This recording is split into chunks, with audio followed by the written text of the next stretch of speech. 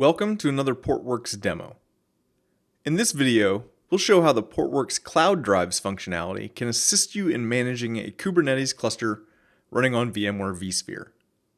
In this case, we're using a Tanzu Kubernetes grid cluster for our example, but this functionality works on several different Kubernetes distributions as well. To begin the demo, I've already deployed a TKG cluster in my vSphere environment. The next step is to deploy the Portworx Storage Cluster in Kubernetes. To generate the deployment spec for our storage cluster, we can go to the central.portworx.com site to generate a YAML manifest with our custom configuration.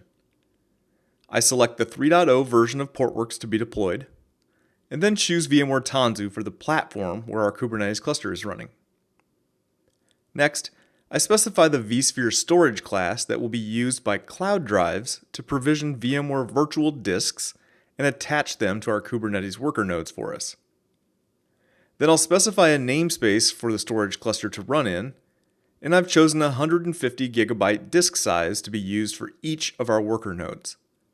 These will be provisioned automatically by Cloud Drives. When we've done configuring our settings, we can click the Save Spec button and grab the commands to deploy our cluster. The first command will be to deploy the Portworx operator.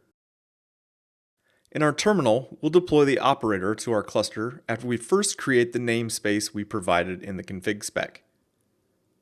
Now, before we run the command to deploy our storage cluster, let's first take a peek at the nodes in the environment to see how they are provisioned. You can see in the terminal window that we have 6 nodes.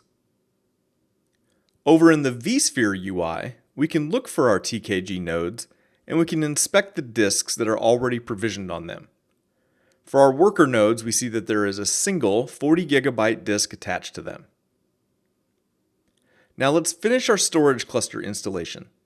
We'll grab the command from Portworx Central and apply that to our Kubernetes cluster. We do a quick check to see if the pods are being created to build our storage cluster, and then we wait for it to finish. We can see in the vSphere console that some disks are being added. If we go back and inspect the same Kubernetes node, we can now see that a 150 GB disk has been added to the node for use by the Portworx storage cluster. Cloud Drives has already saved us some manual configurations by automating the process of creating and attaching disks to our cluster. Let's look at another example that can make our lives easier. Cloud Drives can help us during a node failure as well. Losing a storage node might mean that new storage needs to be provisioned, and the data needs to be recreated from replica copies during a failure like this. But with Cloud Drives, we can simply reattach the existing disk to a new node so we don't waste valuable time rebuilding our replicas.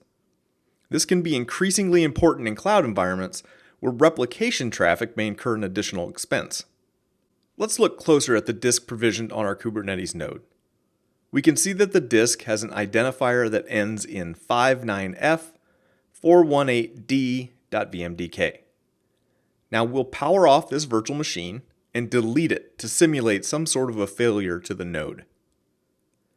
Tanzu Kubernetes Grid will then begin to redeploy a new node to take its place and join it to the Kubernetes cluster.